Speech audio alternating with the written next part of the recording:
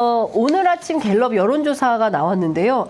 윤석열 대통령 직무수행 평가 지난주보다 소폭 올랐어요. 1%포인트 올랐습니다. 지난주에는 잘하고 있다가 23%였는데 이번 주에는 24%로 올랐어요.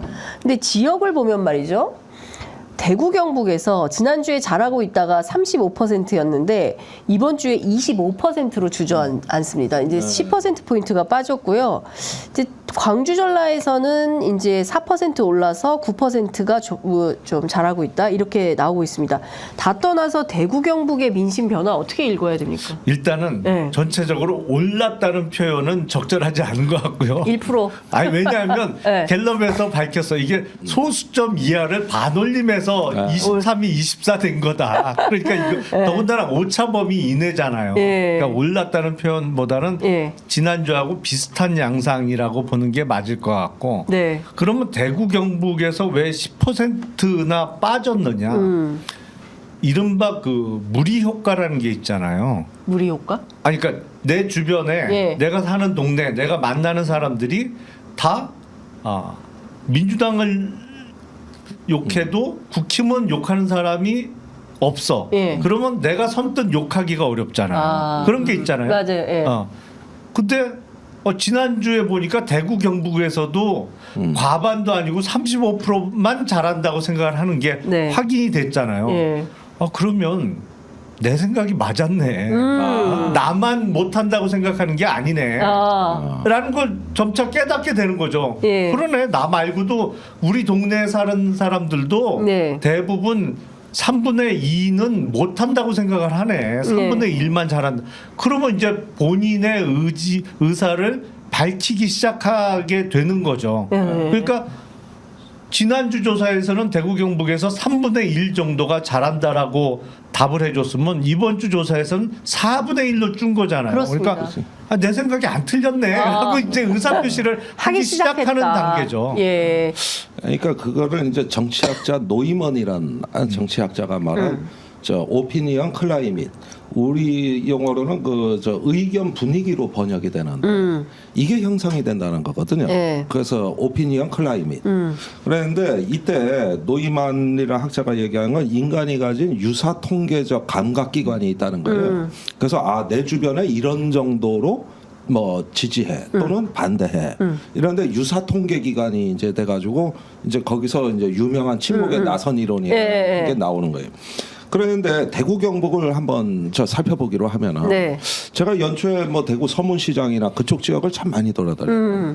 근데 또 서문시장 가서 이렇게 대화를 나눠보고 하면은 이런 말들을 굉장히 많이 들었어요. 서문시장의 그 박근혜 대통령 때 화재 난 게 아직도 복구가 안 됐습니다. 그랬다면서요? 지금도 분쟁 중이에요. 그러다 보면 상실감이 많은데 정치인들에 대해 누구보다 비판적이에요. 그런데 꼭 이 말이 나오더라고. 그런데 우리마저 등 달리면 어쩌노? 그러니까 지금 23% 24% 지지라는 게 어떨 때는 콘크리트 지지 같지만 그것은 싫기는 하고 또 좀 혼은 내주고 싶지만은 우리마저 그러면 어떡하냐 이런 류의 지지. 그러니까 이건 민주당에도 그런 류의 지지가 많아요. 그런데 그 일종의 어떤 동정표에 가깝더라 이거예요. 그러면은 이게 알고 보니까 콘크리트가 아니라 콘크리트인 줄 알고 쑥 밟았더니 쑥 빠져. 진흙탕 지지율이었던 거예요. 그런데 지금은 10%나 발이 쑥 들어가. 그럼 이건 콘크리트가 아닌겨.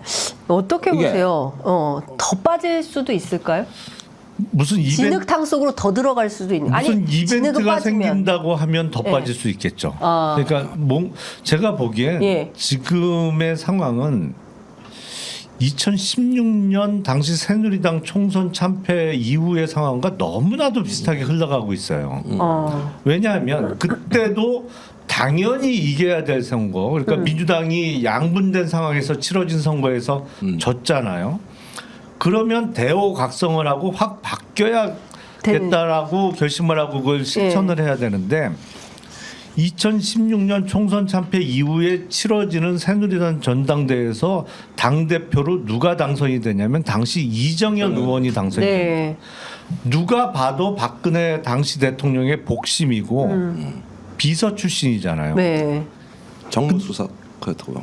아니 그러니까 당 대표가 돼서 당 대표로서 하는 발언이 쭉 그 이후에 흘러가는 그 전국에서 집권당의 당 대표로서의 발언이라기보다는 대통령의 비서로서의 발언으로밖에 안 들리는 발언이 연이어졌어요.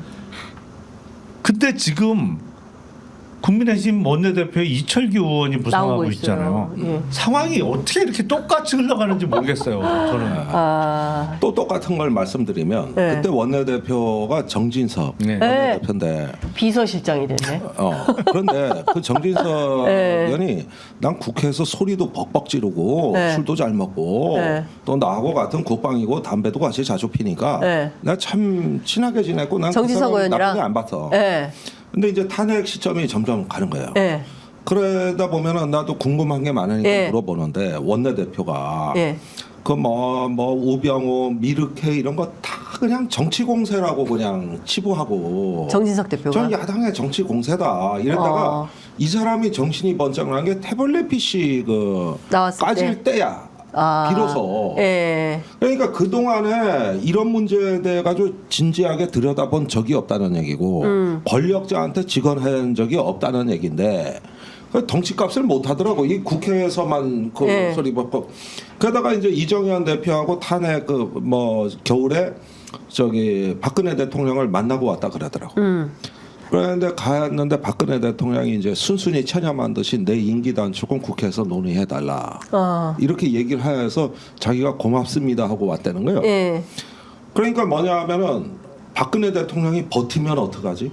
이제는 진실을 아는 거예요. 네. 이거 어떻게 수습하지 이러는데 뜻밖에도 내려놓더라. 그래서 본인은 고맙다 그랬다. 또 나는 실제 고맙다는 거예요. 그게. 그랬던 행태가 지금 비서실장으로 가면 어떻게 되느냐. 내가 보기에는 이분은 저기 그 권력자 앞에서 약해지는 분 아니냐. 난 이런 의심을 안 가질 수가 없는 거예요. 직원 못하는 스타일이다. 예. 그러면 그때도 아니 저기 뭐야 저 배가 가다가 빙하에 지금 부딪혔어. 네. 그러는데 잠시 후에 이게 침몰할지도 모르는데 이 배는 말이야 이게 세계 최고의 배고 이러고 있다가 타이타닉이 어떻게 되냐고.